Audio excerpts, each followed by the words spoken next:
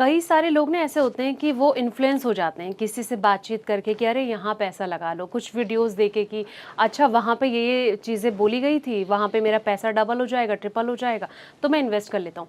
अच्छा, ऐसे व्यूवर्स को, ऐसे इन्वेस्टर को आप क्या एडवाइस करेंगे? ऐसे व्यूअर्स और इन्वेस्टर्स के लिए हमारे रेगुलेटर्स ऑलरेडी बहुत अवेयरनेस का काम कर रहे हैं। हम्म। ठीक है, आप देखेंगे तो जो इन्फ्लुएंस की आप बात कर रहे हैं संध्या जी, इस चीज़ के ऊपर हमारे रेगुलेटर्स, गवर्नमेंट्स भी बहुत एफर्ट कर रहे हैं अवेयरनेस स्प्रेड करने की, या कि आपको गलत इन्फ्लुएंस में आपको इन्वेस्टमेंट नहीं करना चाहिए। ऑलरेडी बहुत सारे रजिस्टर्ड फाइनेंशियल एडवाइज़र्स हैं, आप उनसे गाइडेंस ले सकते हो। आपको स्टॉक्स में इन्वेस्ट करना है तो स्टॉक मार्केट ब्रोकर्स है जो जिनके पास रजिस्टर्ड रिसर्च एनालिस्ट है, जो दिन भर रिसर्च करते हैं आप लोगों के लिए और रिसर्च रिपोर्ट्स निकालते हैं, आप वो पढ़ के उसके थ्रू इन्वेस्ट कर सकते हो। अगेन म्यूचुअल फंड के भी एडवाइजरी प्लेटफॉर्म्स है जो म्यूचुअल फंड्स को रेट करते हैं, उनके ऊपर बताते हैं कि आपका म्यूचुअल फंड जो आप सोच रहे हो वो कितना अच्छा है, उसकी रेटिंग क्या है, वो सारी चीज़ देते हैं। तो बहुत सारे फैक्टर्स होते हैं जो आपको कंसिडर करने चाहिए इन्वेस्टमेंट करने के पहले। आपको अपना गोल क्लियर होना चाहिए सबसे पहली चीज़ इन्वेस्टमेंट करने के पहले।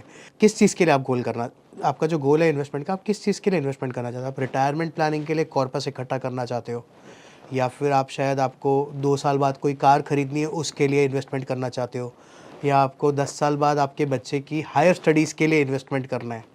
तो आपका जब गोल क्लियर होगा तो आपको इन्वेस्टमेंट ऑप्शंस भी बहुत अच्छी तरीके से समझ में आएंगे किस में इन्वेस्ट करना चाहिए।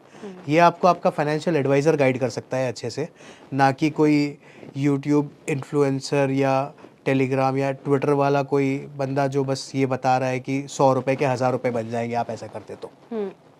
तो उनको अलर्ट रहना चाहिए अलर्ट और रहना अपने चाहिए, अलर्ट एडवाइजर रहना से बहुत ही। ज़रूरी है क्योंकि ये बिल्कुल आपका बिल्कुल। पैसा ही है, उनका पैसा नहीं है। बिल्कुल, बिल्कुल। रौनक, अगला सवाल ना मेरा ये है कि क्रिप्टो का भी हम क्रेज़ देख रहे हैं, देखिए।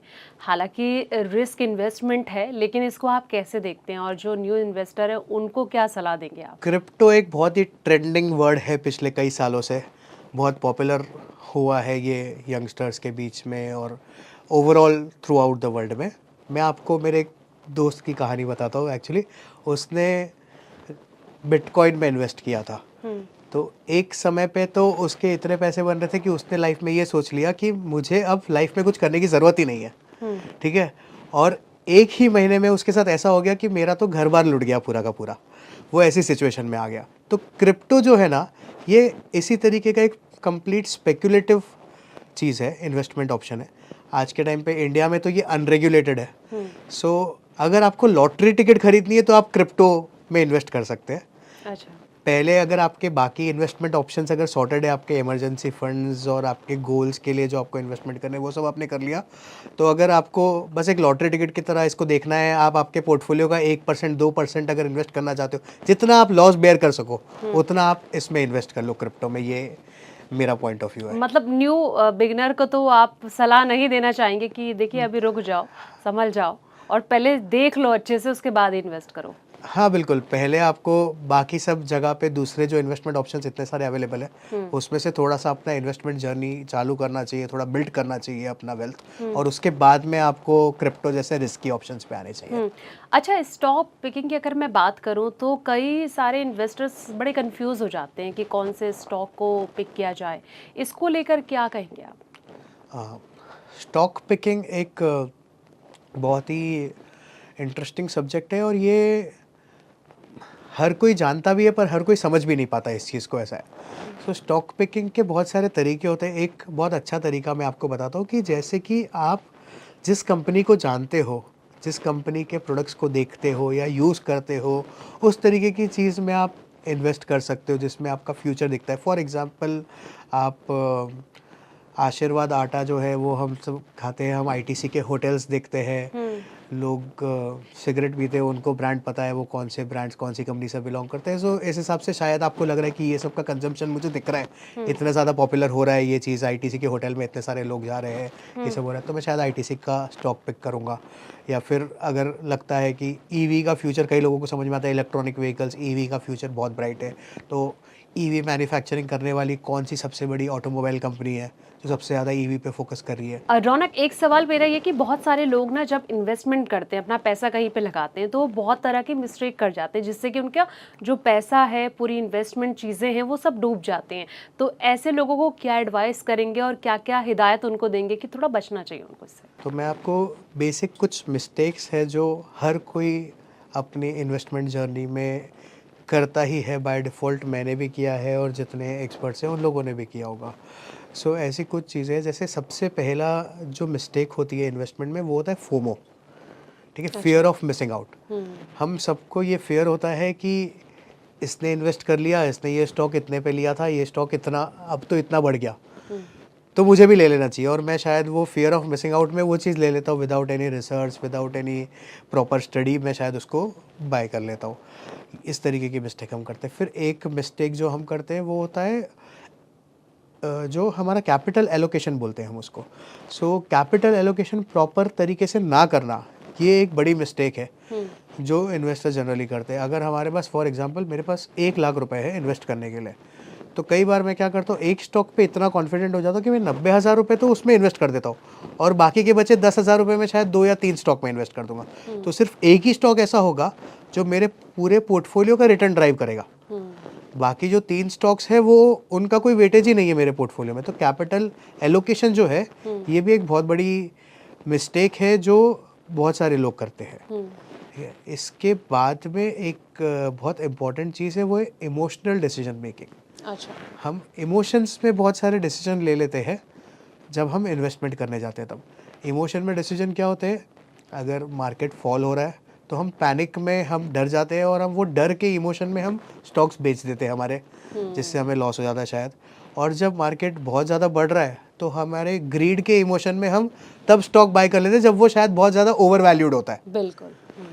और बहुत सारे लोग स्टॉक्स में ये भी चीज़ नहीं समझते कि अगर स्टॉक 100 रुपये का है तो वो सस्ता है और स्टॉक 1000 रुपये का है तो वो महंगा है। इस तरीके से लोग देखते हैं, बट जबकि ये ट्रू नहीं है। जो स्टॉक की वैल्यू है वो उसका टोटल ओवरऑल वैल्यूएशन पे देखा जाना चाहिए। ठीक है, आप 100 रुपये का स्टॉक ले रहे हो वो सस्ता है और 1000 रुपये का स्टॉक ले रहे हो वो महंगा, ऐसा नहीं है। हो सकता है शायद 5000 रुपये का स्टॉक है, उसकी भी वैल्यूएशन इतनी कम है कि वो ज़्यादा सस्ता हो। तो वैल्यूएशन समझना बहुत इंपॉर्टेंट है रादर देन स्टॉक प्राइस को देखना। बिल्कुल, ये कई फैक्टर आपने बताए और मुझे लगता है कि इस वक्त जो इन्वेस्टर हमें देख रहे हैं ना, तो उनके बड़े काम की ये चीज़ें आने वाली है। अच्छा, एक सवाल मेरा ये कि अभी जैसे कि हम देख रहे हैं कि मार्केट में ना इस बार इक्विटी और कंपैरिजन किया जाए मेटल की, खास तौर पर गोल्ड और सिल्वर की बात की जाए तो देखिए बूम है। लगभग 50% रिटर्न मिलना और कहीं ना कहीं इक्विटी को बीट करना, ये अपने आप में बड़ी बात है। और इन्वेस्टर जो हैं कि अब कहीं ना कहीं थोड़ा सा डाइवर्सिफाई कर रहे हैं गोल्ड की तरफ, सिल्वर की तरफ। तो ऐसे में आप इसको कैसे देख रहे हैं और आपको क्या लग रहा है कि क्या फ्यूचर है? मतलब आपको लग रहा है कि आने वाले वक्त में ऐसा तो नहीं कि इक्विटी बीट हो जाएगा? देखिए, ये तो सारे इन्वेस्टमेंट ऑप्शंस की हमने अभी तक बात करी, हमने स्टॉक्स की भी बात करी, हमने गोल्ड, सिल्वर, रियल एस्टेट सबकी बात करी। तो इसीलिए डाइवर्सिफिकेशन बहुत इंपॉर्टेंट है, क्योंकि कभी आपका गोल्ड सिल्वर बहुत अच्छा चलेगा, कभी आपके स्टॉक्स बहुत अच्छे चलेंगे, लार्ज कैप अच्छे चलेंगे, कभी शायद आपके मिड कैप स्मॉल कैप बहुत अच्छे चलेंगे, लार्ज कैप उतने अच्छे नहीं चलेंगे, कभी आईटी सेक्टर अच्छा चलेगा, कभी बैंकिंग अच्छा करेगा, कभी ऑटोमोबाइल्स अच्छा करेगा, कभी एफएमसीजी अच्छा करेगा। So it will always be like that. That is why you need to be invested in multiple assets, okay, and you need to have a balance of all of that. That is how you will get the best return. आप अपने portfolio पे बहुत ज़्यादा अच्छा return लेके आ पाएंगे फिर। तो मतलब आप ये कहना चाह रहे हैं कि मतलब दोनों में ट्राई कर सकते हैं और कहीं ना कहीं आपकी पोर्टफोलियो जहां पर आपको लग रहा है कि बेस्ट रिटर्न आने की उम्मीद है वहां पर आप दाव लगा सकते हैं। अच्छा रौनक, एक सवाल मेरा ये म्यूचुअल फंड पर आते हैं। एसआईपी का क्रेज़ देखिए बहुत तेज़ी से बढ़ रहा है, अभी हम थोड़ी देर पहले बातचीत भी कर रहे थे।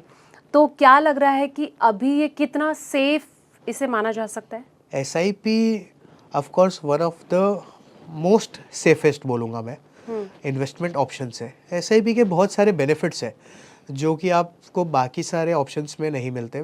सबसे पहली चीज़, आप एसआईपी बहुत ही छोटे अमाउंट से स्टार्ट कर सकते हैं। एक नए इन्वेस्टर को जब इन्वेस्ट करना है तो एसआईपी 500 रुपये, 1000 रुपये हर महीने से ही एसआईपी स्टार्ट हो सकता है।